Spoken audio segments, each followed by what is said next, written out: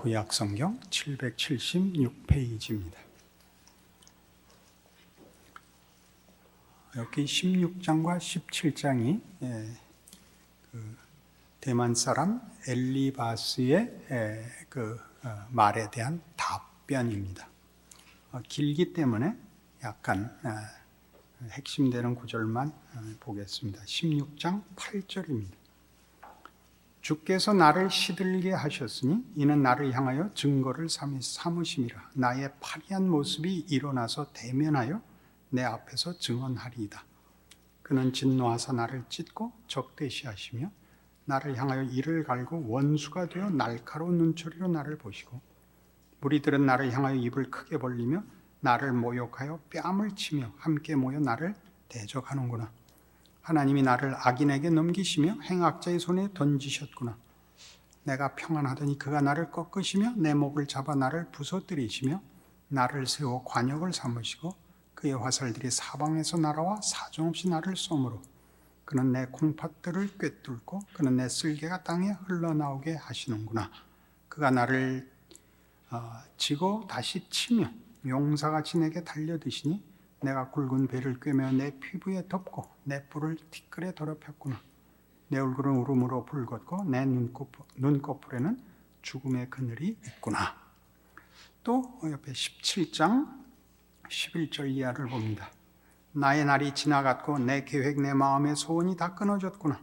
그들은 밤으로 낮을 삼고 빛 앞에서 어둠이 가깝다 하는구나. 내가 스올이 내 집이 되기를 희망하며 내 침상을 흑암에 펴놓으며 스올은 보통 음부라고 번역되는 그 죽은 자들의 가는 곳, 실제로 있다는 의미가 아니라 이제 죽음의 자리를 말하는 겁니다.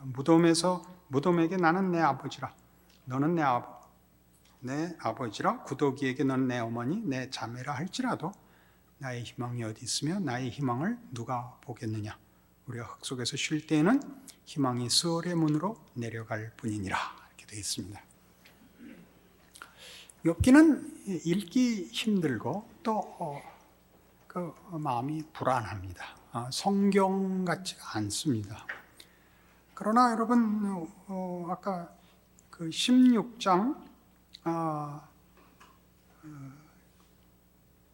10절에 보는 무리들은 나를 향하여 입을 크게 벌리며 나를 모욕하여 뺨을 치며 함께 모여 나를 대적하는구나.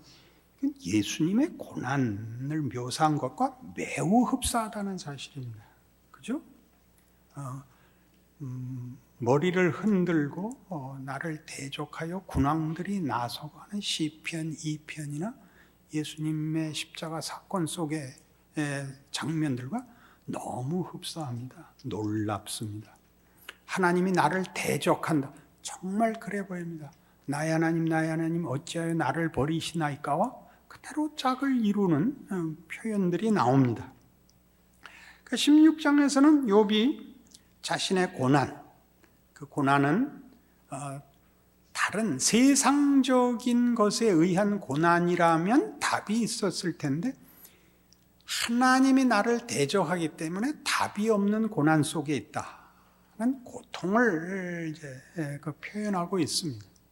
17장은 그래서 죽는 게 낫다. 나는 지금 죽은 것과 똑같다 하는 그 부르짖음인데 둘이 다 물론 공통된 얘기지요.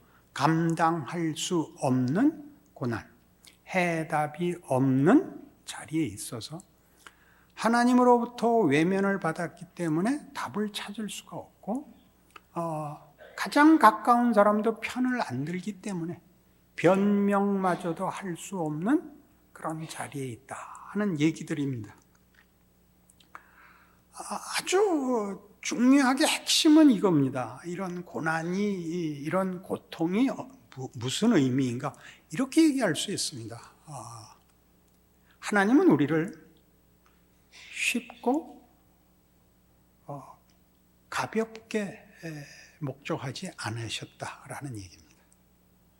여러분 신앙생활 해보시면 물론 쉬워 보이는 사람이 있는 것도 사실이지만 실제로는 예수를 믿는 것이 대단히 어렵습니다. 하나님이 요구하시는 것이 이렇게 간단하지가 않습니다. 자꾸 외면을 하고 싶고 쉬운 것으로 자꾸 가리려 그럽니다. 기도를 더하고 어떤 선행을 더하고 해서 이 실제적인 하나님의 인도하심을 자꾸 외면하고 그 정도에서 다른 쉬운 답으로 스스로를 이렇게 위로하고 넘어가려고 하는데, 그것은 말하자면 기독교라는 신앙이 주어진 공동체와 그 시대, 문화라는 것과 이렇게 같이 가는, 그래서 기독교 신앙의 유산이 짧으면 깊은 경쟁 갈 수가 없습니다. 깊어야만 되느냐 그렇게 묻는다면 그것이 맞고 틀리고의 얘기는 아닙니다만은,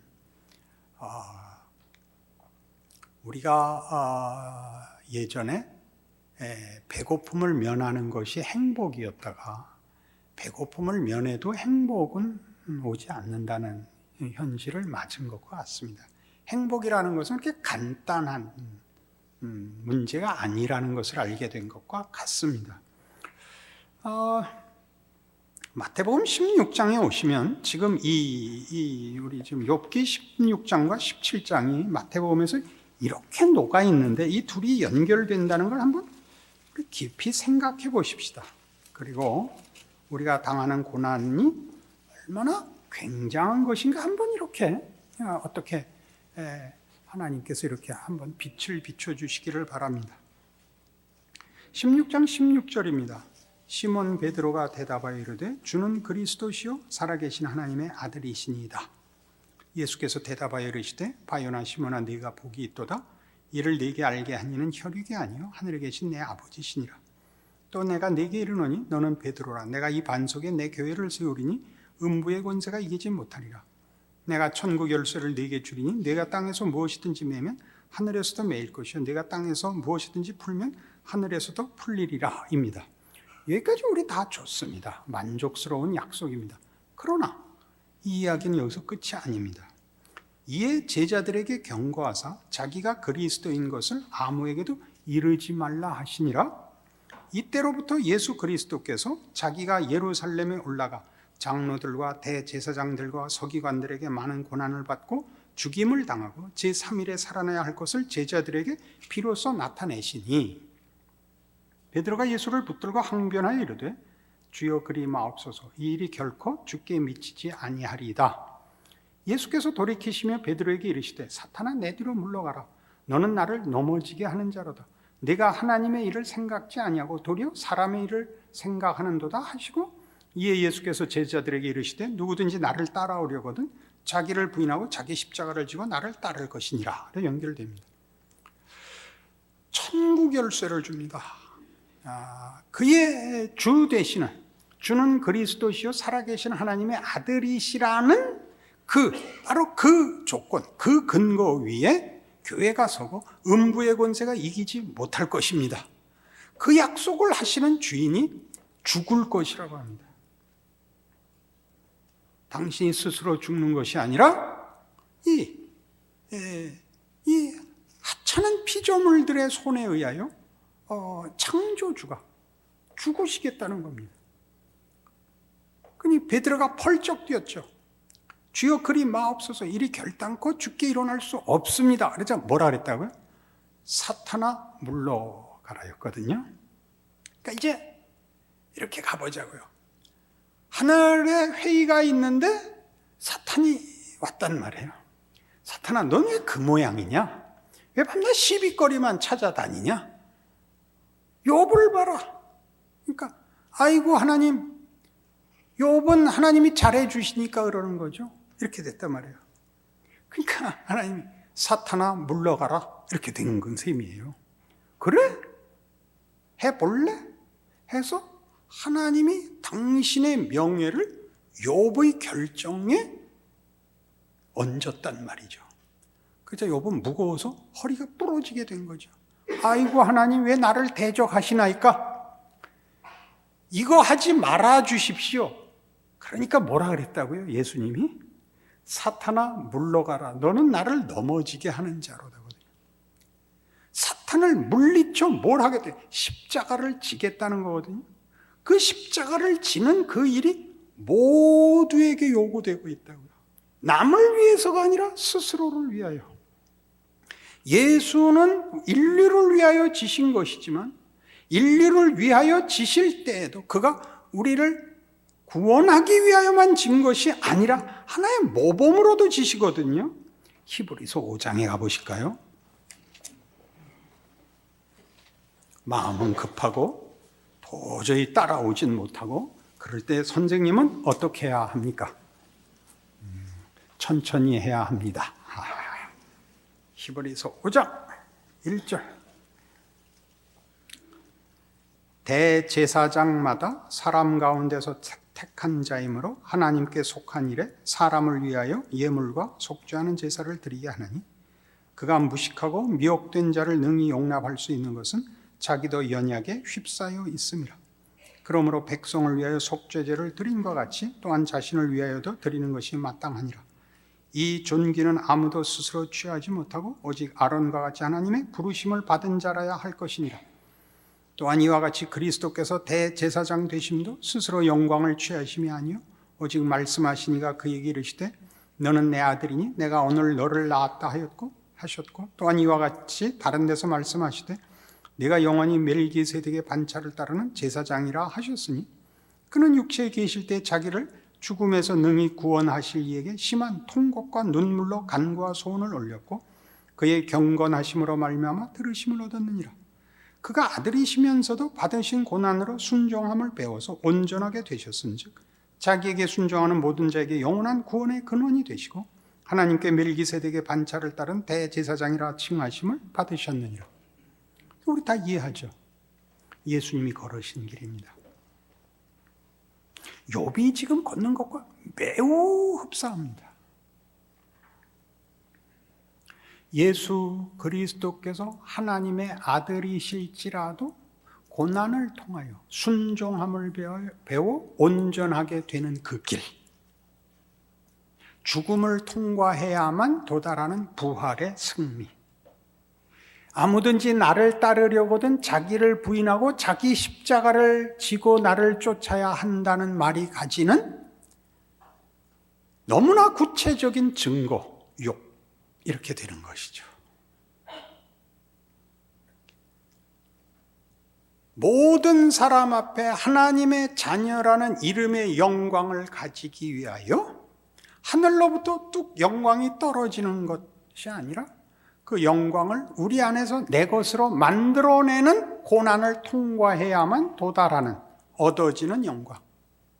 노력해서 얻은 결과라는 뜻이 아니라 이게 무슨 쓰는 왕관이거나 받은 선물 정도가 아니라 우리 존재 자체, 내용 자체의 어떤 완성을 위하여 고난은 필수다.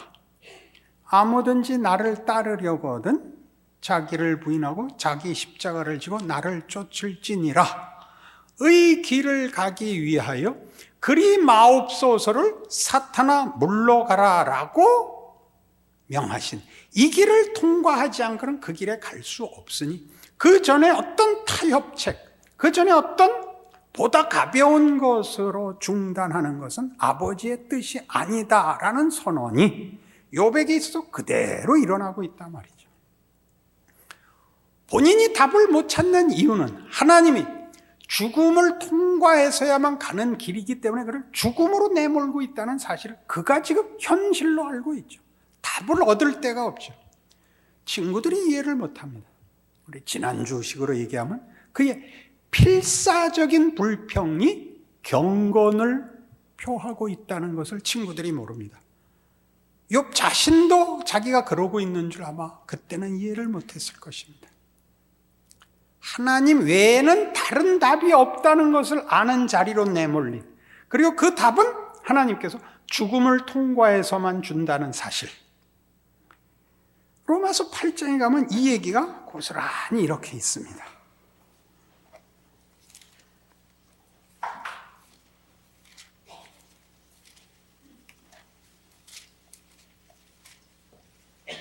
로마서 8장 18절입니다. 생각하건대 현재의 고난은 장차 우리에게 나타날 영광과 비교할 수 없도다. 피조물이 고대하는 바는 하나님의 아들들이 나타나는 것이니 피조물이 허무한 데 굴복하는 것은 자기 뜻이 아니요 오직 굴복하게 하시는 이로 말미암음이라. 그 바라는 것은 피조물도 썩어짐의 종노릇한 데서 해방되어 하나님의 자녀들의 영광의 자유에 이르는 것이니라. 피조물이 다 이제까지 함께 탄식하며 함께 고통을 겪고 있는 것을 우리가 아느니라. 그뿐 아니라 또한 우리 곧 성령의 처음 익은 열매를 받은 우리까지도 속으로 탄식하여 양자될 것 곧 우리 몸의 속량을 기다리느니라. 우리가 소망으로 구원을 얻었음에 보이는 소망이 소망이 아니니 보는 것을 누가 바라리요. 만일 우리가 보지 못하는 것을 바라면 참음으로 기다릴지니라. 고난은 당연한 것이랍니다. 이 현재 고난을 통과해야 장차 우리에게 나타날 영광의 자리에 갈 것입니다. 그래서 23절이 있는 것 같이 성령의 처음 익은 열매를 받은 우리도 탄식하며 이 길을 갑니다. 탄식하며 답이 없는 이 길을 갑니다. 그래서 26절에 이렇게 나오죠. 이와 같이 성령도 우리의 연약함을 도우시나니 우리는 마땅히 기도할 바를 알지 못하나 오직 성령이 말할 수 없는 탄식으로 우리를 위하여 친히 간구하시느니라. 이름을 기억할 수 없는 어떤 실력 있는 글에서 이 구절을 봤습니다. 철학자였는데 우리가 다 아는 철학자는 아니었습니다. 자기는 기독교 신앙을 표현하는 것 중에 이 구절이 가장 놀랍다고 했습니다. 어느 종교가 신이 사람을 위하여 기도하는 데가 있냐? 어느 종교나 사람이 매달려서 신이 마지못해서 응답하는 법이지 신이 사람을 위해서 기도하는 종교가 어딨냐라고 가장 놀라운 구절로 꼽았습니다. 정말 그러고 보니까 우리 너무 쉽게 놓쳤죠. 성령이 우리가 마땅히 빌 바를 알지 못하는 거예요. 욥도 계속 그러고 있는 거죠. 자기가 가는 길을 자기가 모르겠는 거예요. 계속 불평하고 비명만 지르죠. 이 길을 모르죠. 성령께서 기도를 하신다. 놀랍죠? 조금 더 볼까요? 마음을 살피시는 이가 성령의 생각을 아시나니 이는 성령이 하나님의 뜻대로 성도를 위하여 간구하심이니라. 우리가 알거니와 하나님을 사랑하는 자 곧 그의 뜻대로 부르심을 입은 자들에게는 모든 것이 합력하여 선을 이루느니라. 그래서 등장을 합니다. 기독교 신앙의 신비는 우리가 알고 우리가 확인하고 우리가 해결하는 정도보다 너무너무 크다는 거죠. 알 수 없는 것입니다. 성경은 단 이 약속밖에 하는 게 없습니다. 하나님은 신실하시다. 선하시다. 우리 편이다. 증거는 예수다. 속속들이 다 우리 시원한 인생을 살게 놔두지 않는다. 왜?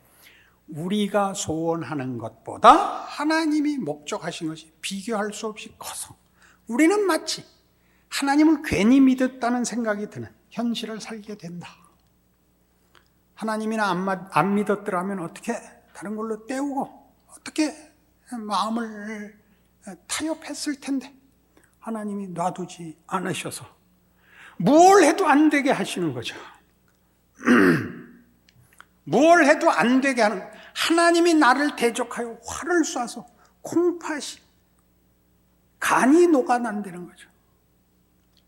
어디도 쉬지 못하게 하시는 거죠. 다른 것으로 답을 못 얻게 하죠.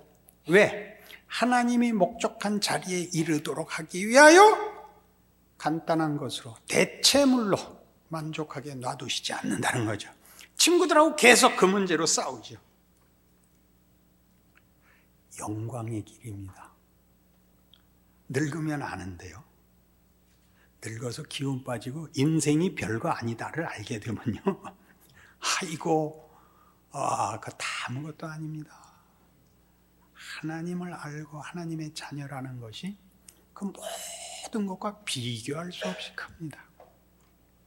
인간이라는 존재, 괴로워하고 기뻐하고 생각하고 의심하고 이것들이 얼마나 소중한가랍니다. 그게 뭘 만들어내서가 아니라 하나님이 좀 보이는 것, 손에 닿는 것 정도로 우리를 부르지 않고 우리를 만들지 않고 그런 생각과 고민과 불만과 무슨 이해와 소원과 후회 이런 모든 것을 망라한 그보다 더 큰 대로 우리를 목적하고 계셨다는 걸 아는 그 기쁨이 우리로 하여금 세상을 이기게 하고 죽음에 대한 두려움을 벗어나게 합니다. 겁날 것이 없죠. 그래서 누가복음 15장에 가면 오늘 이 얘기를 예수님의 비유 속에서 이렇게 확인합니다. 누가복음 15장에 오면 잃었던 것을 찾는 비유 3가지가 나오는데 마지막 비유가 그 탕자 비유입니다. 여러분 잘 아시니까 내용은 작은 아들이 자기 재산 달래서 외국에 가서 허랑방탕하고 돌아오는 겁니다. 12절 보시죠. 누가복음 15장 12절. 그 둘째가 아버지에게 말하되 아버지요 재산 중에서 내게 돌아올 분깃을 내게 주소서 하는지라. 아버지가 그 살림을 각각 나누어 주었더니 그 후 며칠이 안 되어 둘째 아들이 재물을 다 모아가지고 먼 나라에 가 거기서 허랑방탕하여 그 재산을 낭비하더니 다 없앤 후 그 나라에 크게 흉년이 들어 그가 비로소 궁핍한지라. 가서 그 나라 백성 중 한 사람에게 붙여 사니 그가 그를 들러보내어 돼지를 치게 하였는데 그가 돼지 먹는 쥐엄 열매로 배를 채우고자 하되 주는 자가 없는지라. 이에 스스로 돌이켜 이르되 내 아버지에게는 양식이 풍족한 품꾼이 얼마나 많은가. 나는 여기서 줄여 죽는구나. 내가 일어나 아버지께 가서 이르기를 아버지 내가 하늘과 아버지께 죄를 지었사오니 지금부터는 아버지의 아들이라 일컬음을 감당하지 못하겠나이다. 나를 품꾼의 하나로 보소서 하리라. 그래서 이제 돌아옵니다. 그러나 잘 아시다시피 이 비유는 둘째가 돌아온 것으로 끝나는 비유가 아닙니다. 첫째의 분노가 등장을 하죠.